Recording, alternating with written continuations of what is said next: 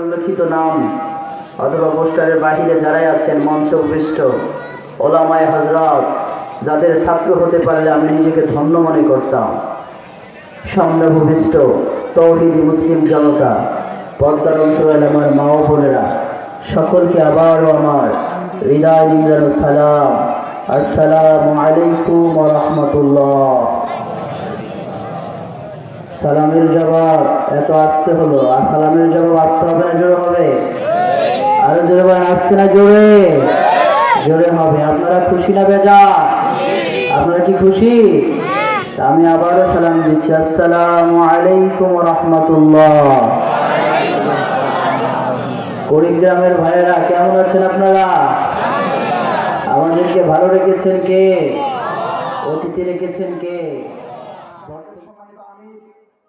বিশিষ্ট আলেমদ্বীন মাওলানা কফিলউদ্দিন ভাই, যিনি ছিলেন একজন সফল এবং মডেল ভাইস চেয়ারম্যান, আপনাদের প্রতি নির্বাচিত। সম্মানিত উপস্থিতি, এই মঞ্চে আরো অনেকে উপস্থিত আছেন এবং আপনারা যারা সামনে আছেন তারা সহ মিডিয়ার ভাইরা, সুযোগ্য সঞ্চালক, পর্দার আড়ালে থাকা মা বোন সহ প্রত্যেকের প্রতি আমি আবারও সশ্রদ্ধ সালাম জানাচ্ছি, আসসালামু আলাইকুম ওয়া রাহমাতুল্লাহি ওয়া বারাকাতুহু। ইতিপূর্বে যিনি কথা বলে গেলেন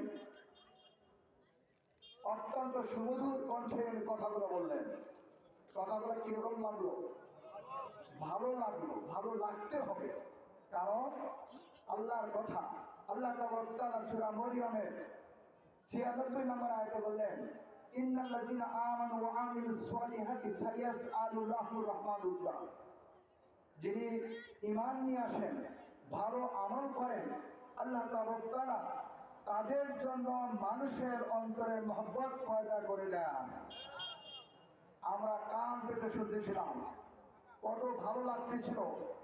এই ভালো লাগা, মহব্বত পয়দা করা, এই দায়িত্বটা দায়িত্ব বলছি। আল্লাহ তাআলা সূরা আনফালের ৬৩ নম্বর আয়াতে আল্লাহ বলছেন, ওয়া আল্লাফা বাইনা কুলুবিহিম লাউ আনফাকতা মা ফিল আরদি জামিয়া ওয়া আল্লাফা বাইনা কুলুবিহিম মা আনফাকতা জামিয়া।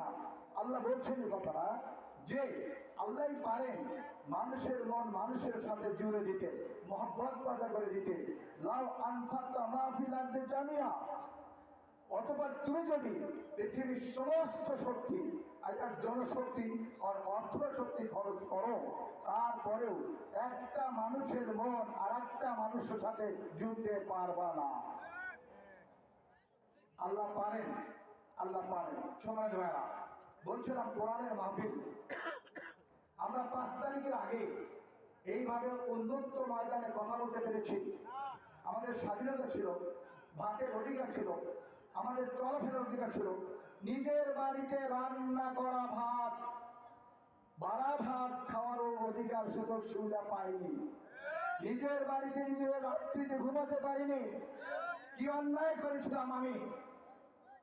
আমাকে জামিন হওয়ার পরেও প্রায় ১ মাস কাল জেল হাজতে থাকতে হয়েছিল। আল্লাহ রাব্বুল আলামিন রংপুরের কৃতি সন্তান, রংপুর বিশ্ববিদ্যালয় কৃতি শিক্ষার্থী আবু সাঈদ সহ ঢাকা বিশ্ববিদ্যালয়, শুধু ঢাকা বিশ্ববিদ্যালয় নয়, বাংলাদেশের সমস্ত সরকারি বেসরকারি বিশ্ববিদ্যালয়, প্রকৌশল বিশ্ববিদ্যালয়, college, medical college, high school, মাদ্রাসার সমস্ত ছাত্র ছাত্রীরা এবং তাদের অভিভাবক বৃন্দ তৌহিদি জনতাদের নিয়ে অতীত সরকার পলাতক সরকারের বিরুদ্ধে রাজপথে নেমেছিলেন। যে কারণে আমরা ভাতের অধিকার পেয়েছি, কথা বলার অধিকার পেয়েছি। ইনশাআল্লাহ ভোটের অধিকারও পাব। এই কোরআন আল্লাহ বলছেন, আল্লাহ রাব্বুল আলামিন সর্বপ্রথম অর্থাৎ সমাজ থেকে অন্যায়, অত্যাচার, অবিচার, অনাচার, আহত, নিহত, হত্যা, গুম, খুন, টেন্ডারবাজি, চাঁদাবাজি, দুর্নীতি, লুটপাট, জবরদখল, আত্মসাৎ, ব্যভিচার, এগুলো দূর করার জন্য প্রথম যেটা নির্দেশ দিয়েছিলেন সেটা কি? ইকরা বিসমি রাব্বিকাল্লাযী খালাক, খালাকাল ইনসানা মিন আলাক, ইকরা ওয়া রাব্বুকাল আকরাম আল্লাযী আল্লামা বিল কলম আল্লামাল ইনসানা মা লাম ইয়ালাম। সময় সংক্ষেপ, এই কথাগুলো 5টা আয়াত আমরা টেলিভিশনে দেখি।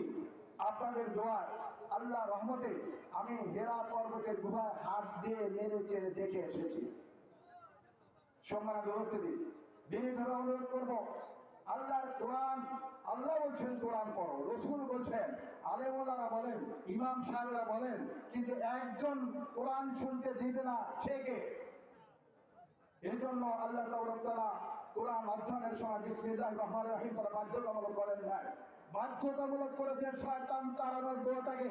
সূরা আন-নাহলে 98 নম্বর আয়াত আল্লাহ তাআলা বলছেন, ফাইদা ক্বারাতাল কুরআনা ফাসতাইজ বিল্লাহি মিনাশ শাইতানির রাজিম।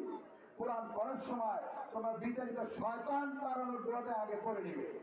শয়তান সরাসরি আমাদের বাধা দিবে না, বাধা দেয় কে? তাদের দোসরেরা। যেমন গত 15 বছর 16 বছর আমরা তাফসীর মাহফিল করতে পারি নাই। কারা নিষেধ করেছে? কারা বন্ধ করেছে? ওই শয়তানের বেদাতরা, তাদের দোসরেরা। আল্লাহ তাআলা করবেই। আল্লাহ তাআলা সূরা আমিনা 26 নম্বর আয়াতে বলে দিয়েছেন, ওয়াকাল আল্লাযিনা কাফারু লা তাসমাউ লিহাযাল কুরআন ওয়ালগাউ লাআল্লাকুম তাগলিবুন। কোরআন শুনিও না, কোরআনের আলোচনা হয়, মাহফিল হয়, হস্তগত করে বাধা দেয়, 140 জারি করো। সমানের ভাইরা, খুব সংক্ষেপে বলছি এবং সরাসরি এই কথাগুলো কেউ বলতে পারে না, বলবে না। ইস্ট ইন্ডিয়া কোম্পানির 1757 সালে পলাশির আমলের কারণে নবাব সিরাজউদ্দৌলাকে পরাজিত করে যে ব্যবসার নামে এদেশের শাসন ক্ষমতা হাতে নিয়েছিল, তখন কি 100 বছরের ভারত উপমহাদেশের মুসলমানেরা ইংরেজদের কথা শুনে না। উনি গোয়েন্দা লাগাই দিলেন, উইলিয়াম গ্লাডস্টোনকে গোয়েন্দা লাগাই দিলেন, বললেন তুমি দেখো তো মুসলমানদের রাজনৈতিকভাবে, সামাজিকভাবে, অর্থনৈতিকভাবে পর্যদস্ত রাখার পরে তারা আমাদের কথা শুনে না কেন? উনি রিপোর্ট করলেন, so long as the Muslims have the Quran, we shall be unable to dominate them. We must either take it from them or make them cause the law of it. যতদিন পর্যন্ত মানুষের অন্তরে, মুসলমানের অন্তরে কোরআন থাকবে, কোরআনের ভালোবাসা থাকবে, কোরআনের মহব্বত থাকবে, ততদিন পর্যন্ত আমরা তাদেরকে ডমিনেট করতে পারবো না, বসে আনতে পারবো না। কি করতে হবে?